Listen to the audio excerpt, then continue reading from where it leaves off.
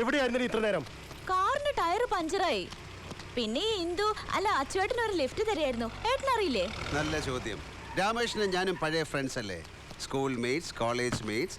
അതുപോലെ ഞങ്ങളെ കണക്ട് ചെയ്യുന്ന ഒരുപാട് പഴയ കഥകളുണ്ട്. അല്ലടാ പൂശാരി. പൂശാരി എന്ന് വിളിച്ച അവൻ്റെ ടെമ്പർ തെറ്റും. സ്കൂൾ ടൈമിൽ വീണ ഇരട്ട പേരാ. അനു കേറിപ്പോ. ഓ, താനെന്താ രാമേഷൻ എന്നെ അകത്തേക്ക് ക്ഷണിക്കാത്തത്? ഇന്ദുടാ നീ പോ.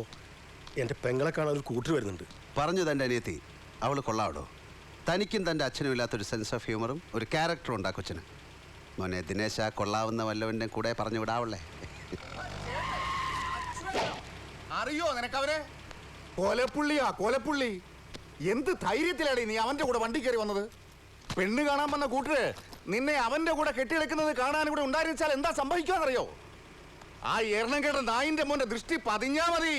പിഴച്ചു എന്ന് കരുതുന്ന നാട്ടുകാര്.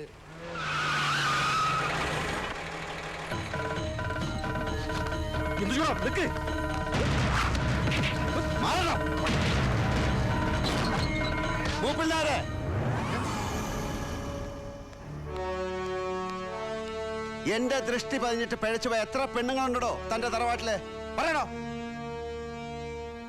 എന്റെ ദൃഷ്ടി എന്റെ മൂന്നാം കണ്ണ് തുറന്ന് തന്നെയും തന്റെ മകനെയും ഭസ്മമാക്കേണ്ടിയിരുന്നതാണ്. മറന്നിട്ടില്ലല്ലോ ഒന്നും. താൻ എന്നെ വിശേഷിപ്പിച്ചല്ലോ കൊലയാളിന്ന്. ആരാടോ കൊലയാളി?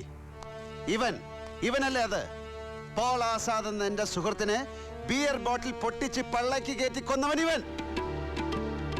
ഇന്ദു ചൂടന് സിവിൽ സർവീസ് ലിസ്റ്റിൽ 1ാം റാങ്ക് കിട്ടിയത് ആഘോഷിക്കുകയായിരുന്നു ഞങ്ങൾ. അതിനിടയിൽ ഈ നാറി മുൻ വൈരാഗ്യത്തിന്റെ പേരിൽ ചെയ്ത തന്തയില്ലാത്ത പണിക്ക് പോലീസ് അറസ്റ്റ് ചെയ്ത് എന്നെ അറസ്റ്റ് ചെയ്യിച്ചു. താനും മണപ്പള്ളി മാധവൻ നമ്പ്യാരും കൂടെ CI ശങ്കരനാരായണനെ കൊണ്ട് എന്റെ കയ്യിൽ വിലങ്ങ് വെപ്പിച്ചു.